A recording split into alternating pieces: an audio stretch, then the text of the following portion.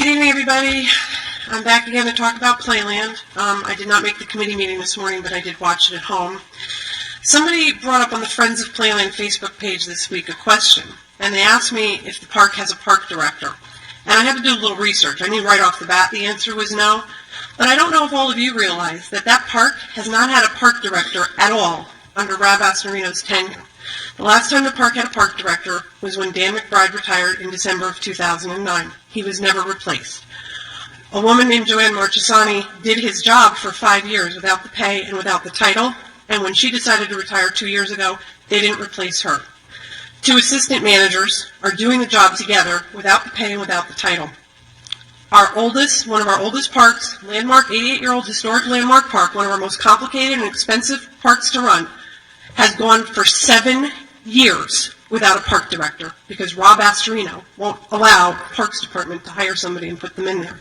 It's a disgrace and it's shameful, and he turns around and tries to tell people that nobody knows how to run the park. The county can't do it. It's disgraceful.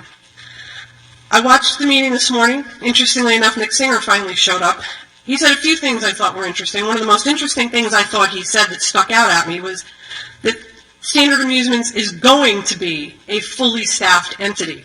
I don't think that's what the people of Westchester thought you were getting us into when you initially signed this contract.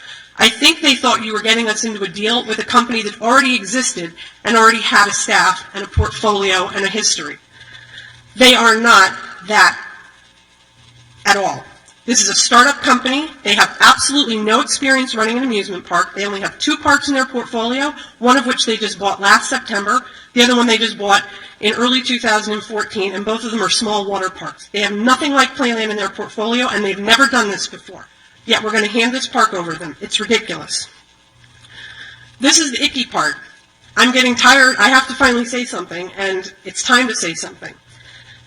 I have been approached numerous times over the last few months by members of the public who are basically goading me into using Friends of Playland to spearhead a lawsuit against the County Executive and the BOL if they go through with this contract. That is absolutely the last thing I want to do. I don't personally want to touch that with a 10-foot pole. I can't think of anything more loathsome.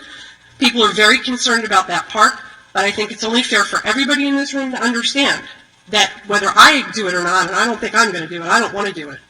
People have offered me help in finding pro bono legal counsel to do it.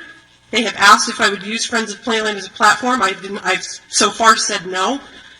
I can't promise you that if I continue to say no, and that's not necessarily a given, but even if I choose to continue to say no to that idea, I cannot guarantee you that there are not other people out in the Westchester community that are not going to go proceed with legal proceedings if you go ahead with this contract. Thank you. Thank you.